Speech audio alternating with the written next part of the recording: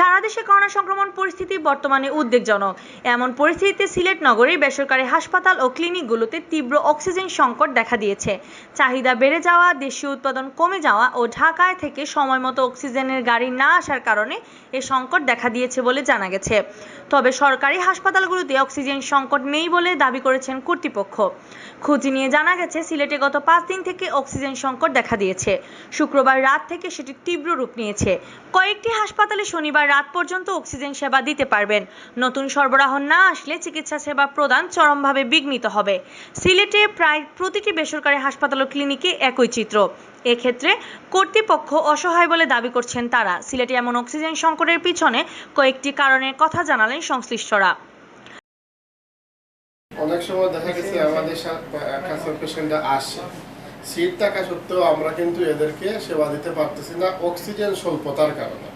প্রয়োজনীয় অক্সিজেন আমরা পাচ্ছি না, এজন্য ওই রোগীগুলা অন্যান্য হসপিটালে ঘুরতে কোথাও সিট না পেয়ে অনেক সময় অনেক ধরনের অনাকাঙ্ক্ষিত ঘটনাও ঘটে যায়, যেগুলো আসলে শুনে আমাদের খারাপ লাগাটা স্বাভাবিক, কিন্তু এই খারাপটা থেকে তো আমাদের উত্তরণ করতে হবে। বিভিন্ন হাসপাতাল কর্তৃপক্ষ ও অক্সিজেন সরবরাহকারীদের সঙ্গে আলাপ করে জানা গেছে, সারা দেশে বেড়েছে করোনা ও উপসর্গযুক্ত রোগী। বেশিরভাগ হাসপাতালে বেড খালি নেই। আগের তুলনায় সারা দেশের সরকারি বেসরকারি হাসপাতালগুলোতে অক্সিজেন লাগছে অত্যন্ত 5 গুণ বেশি। এছাড়াও দেশীয় সরবরাহকারী প্রতিষ্ঠান প্রয়োজন অনুযায়ী অক্সিজেন সরবরাহ করছে না। এছাড়াও ঈদের কারণে যাত্রাপথে তীব্র যানজট থাকায় সময়মতো সিলেটে পৌঁছাতে পারছে না অক্সিজেনের গাড়ি। পরিস্থিতি বিবেচনায় এসব নানা সংকট মোকাবেলায় ও দ্রুত সমাধানে সংশ্লিষ্টদের পদক্ষেপ কামনা সচেতন ব্যক্তিদের।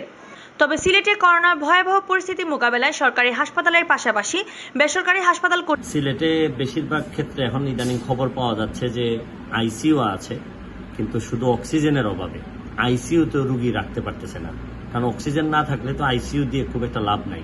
আর এখন যে করোনাতে যে রোগ বা যে রুগীরা আসতেছেন তারা বেশিরভাগই শ্বাসকষ্টের রোগী। তো এই ক্ষেত্রে আমি মনে করি যে সরকারকে দ্রুত ব্যবস্থা গ্রহণ করতে হবে, যে চিকিৎসা বিভাগ যে আছে স্বাস্থ্য মন্ত্রণালয় তড়িৎ গতিতে আমি বিশ্বাস করি সিলেটের হাসপাতালগুলোতে এরকম অক্সিজেনের ব্যবস্থা করবেন। দরকার হলে প্রয়োজনে কিনে হইলেও অক্সিজেনের ব্যবস্থা করতে হবে, আর নাইলে কিন্তু মহামারী একটি অন্য পর্যায়ে চলে যাবে, দেরি যেন না হয়ে যায়। কর্তৃপক্ষ তীব্র লড়াইয়ে নেমেছেন। বর্তমানে সিলেটের বেসরকারি হাসপাতালগুলোতে প্রায় 600 রোগী রয়েছে। এর মধ্যে 100 রয়েছেন আইসিইউতে। আরও প্রায় 500 রোগীকে ওয়ার্ডে ও কেবিনে অক্সিজেন সাপোর্ট দিয়ে চিকিৎসা দেওয়া হচ্ছে।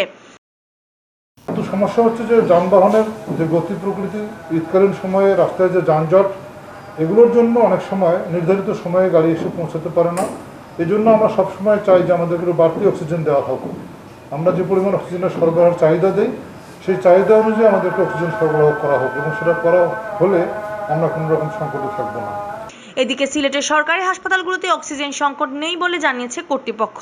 শামসুদ্দিন হাসপাতালের আবাসিক কর্মকর্তা ডাক্তার নাফি মাহদি জানিয়েছেন, হাসপাতালে রোগীর চাপ থাকলেও পর্যাপ্ত পরিমাণ অক্সিজেন সাপোর্ট রয়েছে।